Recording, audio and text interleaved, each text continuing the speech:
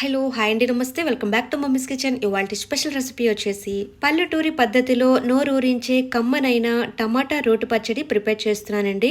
ఈ టమాటా రోటి పచ్చడి వేడివేడి అన్నంలో కాస్త నెయ్యి వేసుకుని తిన్నామంటే ఆ రుచే వేరండి. ఎన్ని కూరలున్నా సరే పక్కన పెట్టేసి ఈ టమాటా రోటి పచ్చడితోటే తినేస్తారండి. అంత టేస్టీగా ఉంటుంది. ఎంతో కమ్మగా టేస్టీగా ఉండే టమాటా రోటి పచ్చడి ఎలా ప్రిపేర్ చేసుకోవాలి ఇప్పుడు చూద్దాము. నేను ఇక్కడ కాస్త ఎర్రగా బాగా పండినవి టమాటాలు తీసుకున్నాను. నేను తీసుకున్న టమాటాలు అరకిలోకి కాస్త తక్కువగా ఉన్నాయండి. ఇప్పుడు ఈ టమాటాల్ని ఇలా చిన్న ముక్కలుగా కట్ చేసుకోవాలి. వీటిని పక్కన పెట్టేసి ఇప్పుడు స్టవ్ వెలిగించుకుని ప్యాన్ పెట్టుకుని 2 టేబుల్ స్పూన్ వరకు ఆయిల్ వేసుకోవాలి. ఆయిల్ కాస్త హీట్ ఎక్కిన తర్వాత 1 టేబుల్ స్పూన్ వరకు ధనియాలు వేసుకోవాలి. నెక్స్ట్ వచ్చేసి 1 టీ స్పూన్ వరకు జీలకర్ర వేసుకోవాలి. స్టవ్ ని మీడియం ఫ్లేమ్ లో పెట్టుకుని వీటిని దోరగా ఫ్రై చేసుకోవాలి. మరి ఎక్కువగా ఫ్రై చేయవలసిన అవసరం లేదండి, లైట్ గా ఫ్రై చేస్తే సరిపోతుంది. ఇలా ఫ్రై చేసుకున్న తర్వాత మనం తినే కారాన్ని బట్టి 10 లేదా ఒక 15 వరకు పచ్చిమిరపకాయలు వేసుకోవాలి. రోటి పచ్చడిలోకి కాస్త కారం ఎక్కువగా ఉంటేనే టేస్ట్ బాగుంటుందండి. ఇప్పుడు ఇందులో 2 లేదా 3 రెమ్మల వరకు తాజాగా ఉన్న కరివేపాకు వేసుకోవాలి. వీటిని చక్కగా స్టవ్ ని మీడియం ఫ్లేమ్ లో పెట్టుకుని ఫ్రై చేసుకోవాలి.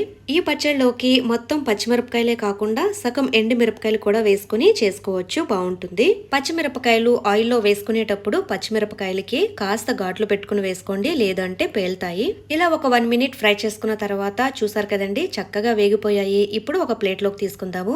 నెక్స్ట్ అదే పెన్ లో 1 టేబుల్ స్పూన్ వరకు ఆయిల్ వేసుకోవాలి. ఆయిల్ కాస్త హీట్ ఎక్కిన తర్వాత మనం ముందుగా కట్ చేసుకుని పెట్టుకున్న టమాటా ముక్కల్ని వేసేసుకోవాలి. టమాటా ముక్కలు వేసుకున్న తర్వాత 1/2 టీ స్పూన్ వరకు సాల్ట్ వేసుకుందాము. సాల్ట్ ముందుగా వేయడం వల్ల టమాటా ముక్కలు తొందరగా మగ్గిపోతాయండి. స్టవ్ ని మీడియం ఫ్లేమ్ లో పెట్టుకుని ఈ టమాటా ముక్కల్ని చక్కగా వేయించుకోవాలి. ఇవి పూర్తిగా మగ్గడానికి 3 లేదా 4 నిమిషాలు టైం పడుతుందండి. చూసారు కదండి, ఒక 4 నిమిషాల తర్వాత చక్కగా మగ్గిపోయాయి. ఇప్పుడు స్టవ్ ఆఫ్ చేసేసుకుని చల్లారనిద్దామండి. నేను ఇక్కడ పచ్చడి దంచడానికి రోల్ తీసుకున్నానండి. ఇప్పుడు ఇందులో మనం ముందుగా ఫ్రై చేసుకుని పెట్టుకున్న పచ్చిమిరపకాయలు పోపుని వేసేసుకుందాము. నెక్స్ట్ వచ్చేసి వెల్లుల్లి రెబ్బలు 10 లేదా ఒక 8 వరకు వేసుకోవాలి. ఇవి చక్కగా నలిగేంత వరకు ఒక 2-3 నిమిషాలు దంచుకోవాలి. పచ్చిమిరపకాయలు మరి పేస్ట్ లాగా దంచవలసిన అవసరం లేదండి. ఇలా కచ్చా పచ్చాగా దంచుకుంటేనే పచ్చడికి టేస్ట్ అనేది వస్తుంది. పులుపుకు తగ్గట్టుగా ఒక చిన్న నిమ్మకాయ సైజ్ అంతా చింతపండు వేసుకోవాలి. టమాటాల్లో పులుపు ఉంటుంది కాబట్టి కాస్త చూసుకుని వేసుకోవాలి. చింతపండు ఇలా డైరెక్ట్ గా వేసేయకుండా గుజ్జు తీసుకునైనా వేసుకోవచ్చు. ఇలా వేసినా కూడా నలిగిపోతుందండి. ఇలా దంచుకున్న తర్వాత చల్లార్చిన టమాటా గుజ్జు వేసేసుకుందాము. టమాటా గుజ్జు దంచడానికి పెద్దగా టైం ఏమీ పట్టదండి, 2-3 నిమిషాల్లో నలిగిపోతుంది. చూసారు కదండి, 2-3 నిమిషాల్లో చక్కగా నలిగిపోయింది. ఇప్పుడు ఇందులో టేస్ట్ కి తగ్గట్టుగా సాల్ట్ వేసుకోవాలి. నేను ఇక్కడ 1/2 టీ స్పూన్ వరకు సాల్ట్ వేస్తున్నానండి. మనం ముందు టమాటాలో వేసుకున్నాం కాబట్టి చూసుకుని వేసుకోవాలి. ఇప్పుడు ఇందులో మీడియం సైజు ఉన్న ఉల్లిపాయ తీసుకుని ఇలా సన్నగా తరిగి వేసుకోవాలి. టమాటా పచ్చడిలోకి ఉల్లిపాయ వేయడం వల్ల మరింత టేస్ట్ వస్తుందండి, తప్పకుండా వేసుకోవాలి. ఉల్లిపాయ వచ్చేసి మరీ మెత్తగా దంచవలసిన అవసరం లేదండి, కచ్చా పచ్చగా దంచుకుంటే బాగుంటుంది. చూసారు కదండి, పచ్చడి అయితే చక్కగా నలిగిపోయింది.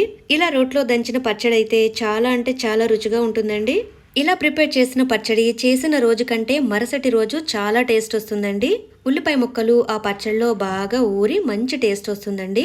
మీరు కావాలంటే తాలింపు వేయకుండా ఇలానే అన్నంలో వేసేసుకుని చక్కగా కలుపుకొని తినేయొచ్చు. టేస్ట్ చాలా బాగుంటుందండి. ఇలా దంచుకున్న పచ్చడిని బౌల్లోకి తీసుకున్న తర్వాత తాలింపు కూడా వేసి చూపిస్తున్నానండి. స్టవ్ వెలిగించుకుని ప్యాన్ పెట్టుకుని 1 టేబుల్ స్పూన్ వరకు ఆయిల్ వేసుకోవాలి. ఆయిల్ కాస్త హీట్ ఎక్కిన తర్వాత 1/2 టీ స్పూన్ వరకు మినపప్పు వేసుకోవాలి. నెక్స్ట్ వచ్చేసి 1/4 టీ స్పూన్ వరకు జీలకర్ర వేసుకోవాలి. 1/2 టీ స్పూన్ వరకు ఆవాలు వేసుకోవాలి. పచ్చడి గుమగుమలాడడానికి 2 చిటికెల వరకు హింగు వేసుకోవాలి. 2 లేదా 3 ఎండుమిరపకాయలు ఇలా తుంచుకుని వేసుకోవాలి. ఇప్పుడు కాస్తంత కరివేపాకు వేసుకుని స్టవ్ ని మీడియం ఫ్లేమ్ లో పెట్టుకుని ఫ్రై చేసుకోవాలి. ఇలా 1 నిమిషం ఫ్రై చేసుకున్న తర్వాత చూసారు కదండి, చక్కగా వేగిపోయింది. ఇప్పుడు తాలింపు వేసేసుకుందాము. ఇలా ప్రిపేర్ చేసిన టమాటా రోటి పచ్చడి ఫ్రిడ్జ్ లో పెడితే వారం రోజులు నిలవ ఉంటుందండి, పాడవకుండా. చూసారు కదండి, ఎంతో కమ్మగా రుచిగా ఉండే టమాటా రోటి పచ్చడి మీరు కూడా ఇంట్లో తప్పకుండా ట్రై చేయండి. ఇక రెసిపీ నచ్చినట్లయితే లైక్ అండ్ షేర్ చేయండి, సబ్స్క్రైబ్ చేసుకోండి. మరిన్ని స్పెషల్ వీడియోస్ కోసం బెల్ ఐకాన్ ప్రెస్ చేయండి. Thank you for watching mummies kitchen Telugu.